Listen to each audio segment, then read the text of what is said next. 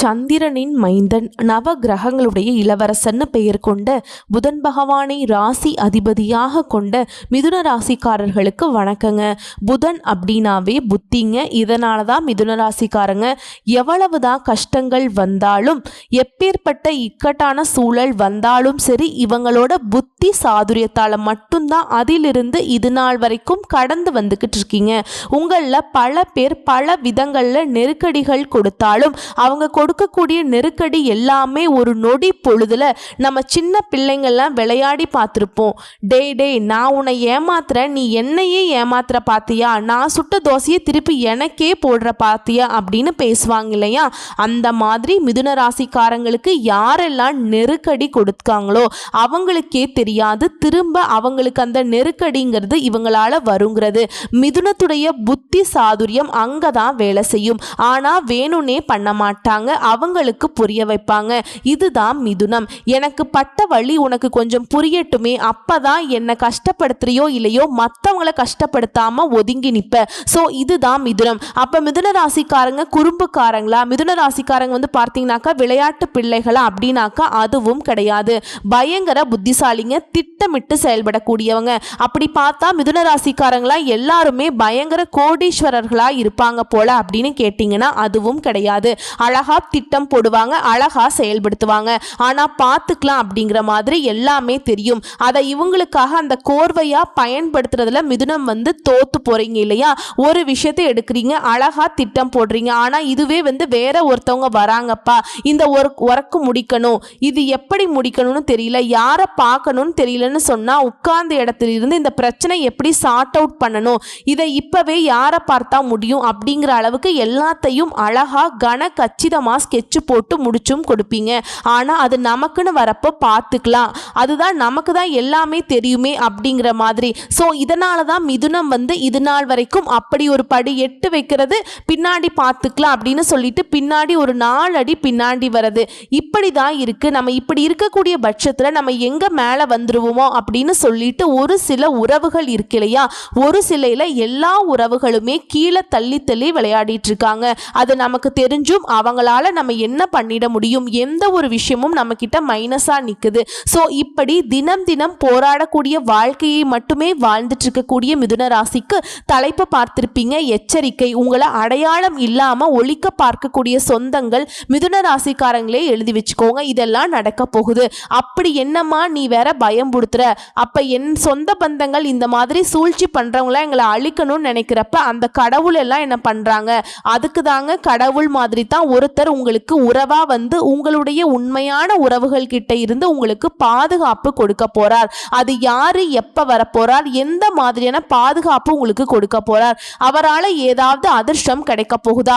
So இந்த நேரத்துல நீங்க செய்ய வேண்டிய விஷயம், கவனமா இருக்கக்கூடிய விஷயம், எந்த தெய்வத்தை வழிபாடு செய்யணும், எப்படி வழிபாடு செய்யணும் எல்லாமே தெளிவா தெரிஞ்சுப்போம். அதுக்கு முன்னாடி அதிபதியை வழிபாடு செஞ்சுட்டு இந்த பதிவை தொடங்கலாம். ஏமா அவர் தான் எனக்கு நல்லது பண்ண போறாரா? கண்டிப்பா நமக்கு மற்ற கிரகங்கள் சாதகமா இல்லாத நேரத்துல கூட நம்மளுடைய அதிபதி ஒருத்தர் நமக்கு சாதகமா இருந்துட்டா, அதுவும் குறிப்பா உங்களுடைய புதன் பகவான் உங்களுக்கு சாதகமா இருந்துட்டா உங்களுக்கு மட்டும் இல்லைங்க, மற்ற எல்லா ராசிக்காரர்களுக்குமே அதிர்ஷ்டம் தான்.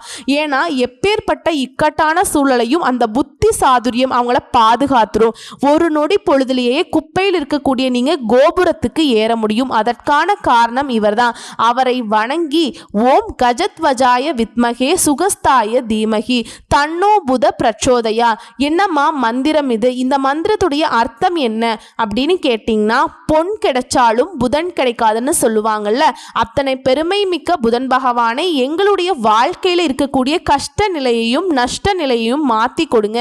கல்வியில சிறந்து விளங்க வைங்க, வழிகாட்டுங்க. வியாபாரத்துல உயர்வுக்கு போக துணைவாங்க. லாபம் பெருக கை கொடுங்க. திருமண தடைகள் நீங்க வழிகாட்டுங்க. சந்தான பாக்கியம் கிடைக்க, குடும்பத்துல ஒற்றுமை நிலவ நீயே துணைன்னு சொல்லிட்டு புதன் பகவானை வணங்கி இந்த வீடியோ பதிவை நான் தொடங்குறேங்க. சரிம்மா, ஏதோ ஒரு உறவுன்னு சொன்ன இல்லையா, யாரால எனக்கு நல்லது நடக்க போகுது? நவ கிரகங்கள்ல பிரகஸ்பதினு பெயர் கொண்ட குருவிற்கெல்லாம் குருவான முழு சுபகிரகம்னு பெயர் எடுத்த நம்ம குரு பகவான் தாங்க. குரு பார்க்க கோடி நன்மை. தன்னை நாடி வரக்கூடிய பக்தர்களுக்கு அருள் மழை பொழியக்கூடியவர். இந்த குருவுடைய பார்வை இருந்தா போதும் திருமணம் கைகூடும், குழந்தை பாக்கியம் கிடைக்கும், கிடைக்கும். எல்லா விதங்களையுமே ஞானத்தை பெற முடியும். இவருடைய பரிபூரண அருள் இருந்தா தங்கம் போல ஜொலிக்கலாங்க. ஏன்னா இவர் பொன்ன நிலையா கல்வி, அறிவு, திருமணம், சுபகாரியம் எல்லாத்துக்குமே காரணகர்த்தா. ஒட்டுமொத்தமா வாழ்க்கையே அஸ்தமனம் ஆகிடுச்சு. என் வாழ்க்கை இருண்டு போச்சு, எல்லா உறவுகளையும் இழந்துட்டேன், பொன் பொருள் எல்லாத்தையும் இழந்துட்டேன், அவ்வளவுதான், நான் என் வாழ்க்கையே முடிச்சுக்கலாங்கிற நிலையில இருக்கேன்னு சொன்னா கூட இவருடைய பார்வை உங்களை அப்படியே என்னெல்லாம் இழந்துட்டு கஷ்டப்பட்டீங்களோ மாற்றம் கொடுத்துரும். உறவுகள் எல்லாம் ஓடி வருவாங்க, உயர்வான நிலையில உங்களை உட்கார வச்சிருவாருங்க. ஸோ குருவால மட்டும்தாங்க மிதுனத்திற்கு ஒரு மாற்றம் வரப்போகுது. அதுவும் நீங்க நினைச்சது எல்லாமே நடக்க போகுது. செல்வ செழிப்போட வளம் வர போறீங்க. அதாவது மிதுனத்துக்கு திரும்பவும் சொல்றேங்க, அடுத்தடுத்த ராஜயோகம், தொழில் தொடங்கக்கூடிய நேரம், உயர் பதவிகள் அடையக்கூடிய நேரம். இப்ப பொதுவாகவே மிதுன ராசிக்காரங்க நீதிக்கும் நேர்மைக்கும் கட்டுப்பட்டவங்க, அதிகாரத்துக்கு தலை வணங்க மாட்டீங்க, உண்மையை உறக்க பேசக்கூடியவங்க. உங்களை பொறுத்த வரைக்கும் இந்த குரு பகவான் ஜென்ம குருவா வராருங்க. இதனால பயம் வேண்டாம், பதட்டம் வேண்டாம். குருவுடைய பார்வை உங்களுக்கு பரிபூரணமா சாதகமா நிக்குது. பூர்வீக சொத்து பிரச்சனைகள்ல தீர்வு கிடைக்கும். வெளிநாட்டு பயணம் சாதகமா அமையும். அரசாங்கத்தால ஆதாயம் உண்டு. அரசாங்க வேலை கிடைக்கும். பொறுப்புகளும் வேலை சுமையும் அதிகமாகும். உயர்வு அப்படிங்கிறது கண்டிப்பா இருந்துகிட்டே இருக்கும். ஆனா மிதுன ராசி புத்தி சாதுரியத்தாலும் வாய் சாமர்த்தியத்தாலும் நிறைய இடங்கள்ல சாதிச்சிருப்பீங்க. ஆனா இந்த நேரத்துல, இந்த ஜென்ம குரு காலத்துல நீங்க மத்தவங்க கிட்ட பேசுறப்ப குறிப்பா வாக்குறுதி கொடுக்கக்கூடிய இடங்கள்ல கவனமா இருக்கணும். சொல்ல போனா வாக்குறுதி யாருக்கும் கொடுக்கவே கூடாது. செஞ்சு தரேன், நான் வரேன், நான் பண்றேன், இதெல்லாம் செஞ்சுதான் இது நாள் வரைக்கும் கஷ்டப்பட்டுட்டீங்க, தயவு செஞ்சு அந்த மாதிரி எந்த ஒரு வாக்குறுதியும் கொடுக்காதீங்க. அவங்க வேலையை பார்க்கட்டும், நீங்க உங்க வேலையை பாருங்க. இதோட ஜென்ம குரு அப்படிங்கிறதால வீடு கொஞ்சம் சிரமம் ஏற்படுங்க. மனசுல ஒரு மாதிரி சலிப்பு, சோர்வு அப்பப்ப வருமே தவிர்த்து நிரந்தரமா நிக்காது, உடனே விலகிடும். அதே போல முன் கோபம் வரும். அழகா ஒரு பொண்ணை சீவி சிங்காரிச்சு வச்சு பொட்டு வைக்கிற நேரத்துல யாரோ ஒருத்தவங்க அலங்காரத்தை ஃபுல்லா கலைச்சிட்டா எப்படி இருக்கும், அலங்கோலமா இருக்கும் இல்லையா? அப்படிதான் உங்களுடைய முன்கோபம் உங்களுடைய உழைப்பை, உங்களுடைய உயர்வை, உன்னதத்தை கெடுத்துரும். ஸோ எக்காரணத்தை கொண்டும் கோபத்துக்கு இடம் கொடுத்துடாதீங்க. அதே போல ஆரோக்கியத்துல அக்கறை வச்சுக்கோங்க, அலட்சியம் வேண்டாம். மற்றபடி எதிர்பார்த்த விஷயங்களையும் சரி, எதிர்பார்த்த விஷயங்களும் சரி முன்னேற்றம் இருக்குங்க. நீங்க தொட்ட காரியங்கள் துலங்கும். நீங்க ஒரு விஷயத்தை எடுத்துக்கிட்டீங்கன்னா அது வெற்றி பெறும். வெளியூர்ல, வெளிநாட்டில் இருக்கக்கூடிய அன்பர்களா இருக்கீங்கன்னா உங்களுக்கு சுப செய்திகள் கிடைக்கும். எந்த ஒரு காரியத்தையும் திட்டமிட்டு செயலாற்றுங்க. 1% கூட தோல்வியே பார்க்காது. வீண் நஷ்டங்களை தவிர்க்கலாம். சரிங்களா? இதோட குரு பகவான் உங்க ராசிக்கு 5ஆம் இடத்தை பார்க்கிறார். இதனால நீண்ட நாட்களா குழந்தை பேரு இல்லையேன்னு சொல்றவங்களுக்கு குழந்தை பேரு வாய்க்கும். பிள்ளைகள் வழியில நன்மைகள் உண்டாகும். பூர்வீக சொத்தால ஆதாயம் உண்டு. மகனுக்கோ மகளுக்கோ ஊரே மெச்சக்கூடிய அளவுக்கு திருமணத்தை ஜாம்னு நடத்தக்கூடிய யோகம் இருக்கு. அதே போல மிதுன ராசி ஆண்களோ பெண்களோ மனசுக்கு பிடிச்ச மாதிரி மன மாலை அமையும். அடுத்து குரு பகவான் 7ஆம் வீட்டை பார்க்கிறாருங்க. கணவன் மனைவிக்கிடையே நெருக்கம் உண்டு. வீட்டுல தடைப்பட்ட சுப காரியங்கள் இப்ப இனிமையா நடந்து முடியும். இதுவும் கோலாகலமா நடக்கும். உங்களுடைய மறைந்து கிடந்த திறமைகள் இப்ப வெளிப்படுத்த வாய்ப்பு அமையும். உங்களுடைய ராசிக்கு பாக்கிய வீடான 9ஆம் வீட்டையுமே குரு பார்க்கிறார். நீங்க எதிர்பார்க்கக்கூடிய பணம் கைக்கு வரும். செலவுகள் இருக்கு, ஆனா சுப செலவுகளா இருக்கும். அரசியல்வாதிகளை பொறுத்த வரைக்கும் திட்டமிட்டு செயல்படணும். வாய் சாமர்த்தியத்தால வாழ்க்கை நடத்தக்கூடிய வழக்கறிஞர்களா இருக்கீங்க, அரசியல்வாதிகளா இருக்கீங்க, இந்த பஞ்சாயத்துக்கு போகக்கூடியவங்க, பேச்சுதான்ப்பா என்னுடைய தொழில்னு சொல்லக்கூடியவங்களுக்கு பார்த்து பக்குவமா பேசி காரியத்தை சாதிச்சுக்க பாருங்க. ஆனா மத்தவங்க பேசுறதுதான் அதிகமா நீங்க உன்னிப்பா கவனிக்கணும். சுத்தி என்ன மாதிரியான கருத்துக்களை வெளிவைக்கிறாங்க, நம்ம எந்த மாதிரி கருத்துக்களை பேசினா இங்க நம்ம வெற்றி அடைய முடியும், அந்த மாதிரி ஒரு சூழல் நீங்க உருவாக்கிக்கணுங்க. இல்ல அப்படின்னா அரசியல்வாதிகளா இருக்கீங்கன்னாக்கா கோஷ்டி பூசல்ல மாட்டிக்கிறதுக்கு வாய்ப்பு இருக்கு. அதே போல மத்த தொழில் செய்யறவங்க தோல்விகளை சந்திக்கிறதுக்கு வாய்ப்பு இருக்கு. திட்டம் தாங்க மிதுனத்திற்கு ஒரே வழி. குரு பகவான் கொடுக்கக்கூடிய வாய்ப்பு இதுதான். தம்பி, நான் உனக்கு சாதகமான நிறைய வாய்ப்புகளை கொடுப்பேன், அதை நீ செய்யறதுக்கு முன்னாடி ஒரு முறை ரிஹர்சல் பார்த்துக்கோ, ஒரு முறை திட்டம் தீட்டிக்கோ அப்படிங்கிற மாதிரி தான். இதோட மிதுன ராசிக்கு சொத்து சேர்க்கைக்கு வாய்ப்பு இருக்கு. எப்படின்னா வீடு மனை வாங்கக்கூடிய யோகம். ஆனா இந்த இடங்கள்ல மிதுன ராசி கவனமா இருக்கணும். அங்கீகாரம் இல்லாத வீடு வாங்குறது, மனை வாங்குறது, அப்புறமா அங்கீகாரம் கிடைச்சிரும்னு சொல்றது, இதுக்கெல்லாம் தயவு செஞ்சு ஒத்த பைசா கூட இன்வெஸ்ட் பண்ணிடாதீங்க. அதே போல தந்தையார்கிட்ட மனஸ்தாபங்கள் போகும். ஒரு சிலருக்கு பார்த்தீங்கன்னாக்கா தேவையில்லாத வீண் வம்பு வழக்குகள் வரதுக்கு வாய்ப்பு இருக்கு. திரும்ப திரும்ப சொல்றது ஒண்ணுதான், யாரையும் நம்பாதீங்க. குறிப்பா பண விஷயத்துல ஏமாறதுக்கான சூழல் இருக்கு. அதை நான் முன்கூட்டியே சொல்லிட்டேன். சரிங்களா? மற்றபடி குருவால எதிர்பாராத பண பணவரவு இருக்கும். பயணங்கள் உங்களுக்கு பண ஆதரவை கொடுக்கும். குடும்பத்துல நல்லது நடக்கும். பிள்ளைகள் போக்குல நல்ல மாற்றம் இருக்கும். பூர்வீக சொத்து பிரச்சனை தீரப்போகுது. தாய் வழி உறவுகளால ஆதாயம் உண்டாகுது. லாபம் அதிகமாகும். வியாபாரம் செய்றவங்கள சந்தை நுணுக்கங்களை கத்துக்க போறீங்க. பெரிய முதலீடு செய்ய போறீங்க. வாடிக்கையாளர்கள் கிட்ட அன்பா நடந்துக்க போறீங்க. புதிய துறைகள்ல முதலீடு செய்யறதுக்கு யோசிங்க. குறிப்பா கெமிக்கல், ஹோட்டல், துணி வகையால லாபம் உண்டு. இதுல பங்குச்சந்தை வியாபாரம் பண்றவங்க பங்குதாரர்கள்ட்ட இருந்து வந்த மனஸ்தாபங்கள் நீங்குது. உத்தியோக பணிகளை பொறுத்த வரைக்கும் சவால்கள் எல்லாவற்றிலும் வெற்றி பெறுவீங்க. சக ஊழியர்களை பகச்சுக்காதீங்க. யாரையுமே பார்த்தீங்கன்னாக்க பிடிச்சிருக்கு பிடிக்கலன்னு கூட வெளிப்படுத்த வேண்டாம். பிடிக்கலையா ஒதுங்கி போயிருங்க. பிடிச்சிருக்க அமைதியா இருந்துக்கோங்க.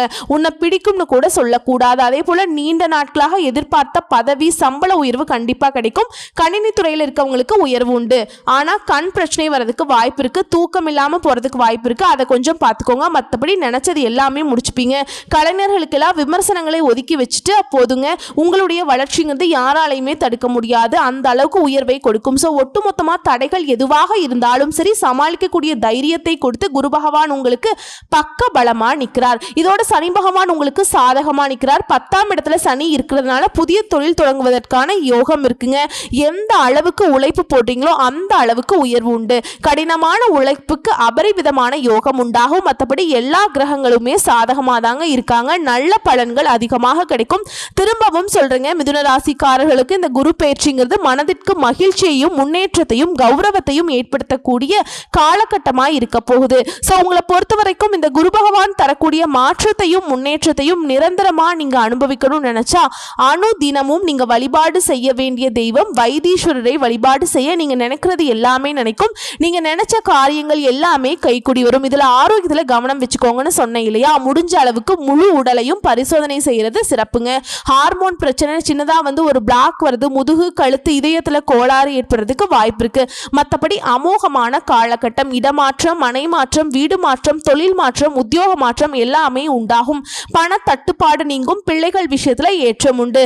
துணை மற்றும் துணைவியார் விஷயத்துல ஏற்றம் உண்டாகும். பெற்றோர்கள் பெரியவங்களுடைய நீண்ட நாள் கனவுகளை நிறைவேற்றக்கூடிய பாக்கியம் கிடைக்கும்.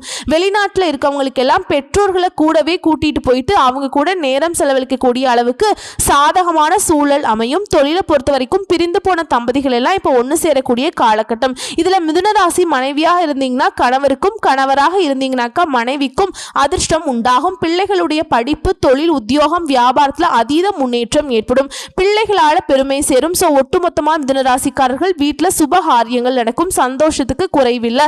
சொந்த தொழில் அமையும். காதல் கைக்கூடி வரும். வண்டி வாகனம் வாங்கக்கூடிய யோகம் இருக்கு.